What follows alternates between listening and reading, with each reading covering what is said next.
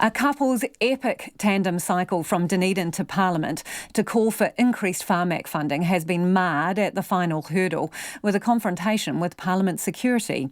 Julian and Camilla Cox cycled the 1,300 kilometres towing a coffin behind them, collecting signatures for a petition urging the Health Minister to conduct external reform of Pharmac and double its budget. But as they tried to lay the coffin on the main steps of Parliament, they were stopped by security and told that they had to move to the lower steps. While they complied, Ms Cox described their actions as disgusting, disrespectful and small-minded. Political reporter Yvette McCullough was there. A welcoming party as Julian and Camilla Cox arrived outside Parliament grounds, with the coffin trailing behind. Oh, look, it's wonderful, but in a slightly sad way, because these people are here because, you know, they know someone who's affected or they're affected themselves. And we've been meeting people across the country who are having to self-fund medications. The couple's daughter, Rachel, has cystic fibrosis, but cannot freely access new life-saving medicines, which are being funded in countries like Australia and Britain.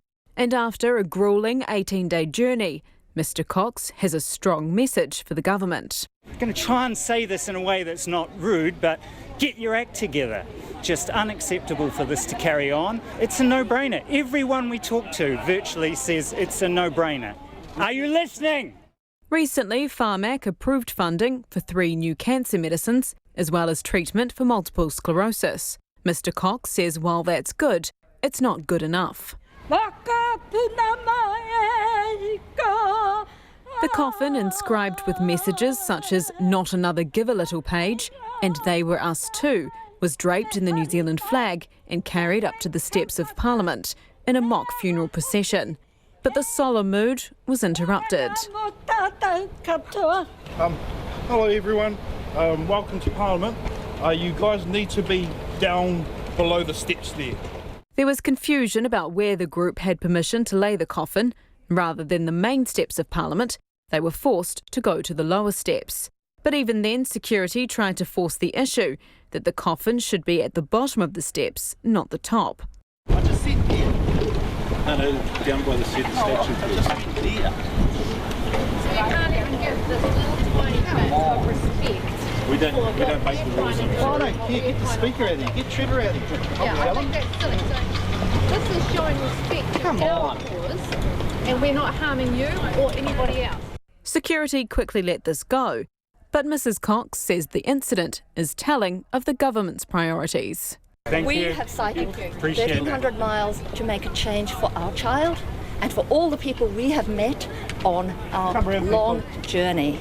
To arrive here and to have people bickering about 50 metres.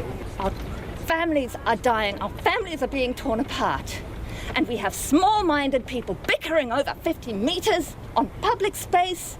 I'm furious and I'm disgusted and I'm disappointed with our politicians, with our representatives. Health Minister David Clark has acknowledged the determination Mr and Mrs Cox demonstrated with their journey.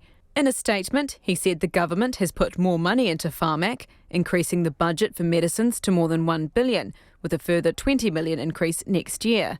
He says Pharmac is working to improve and streamline its decision-making processes, including increasing transparency where commercially possible, and the government has no plans for an external review. The petition now has around 30,000 signatures, and they're hoping to get 100,000 before handing it over later this year. From Parliament, for Checkpoint, Yvette McCullough.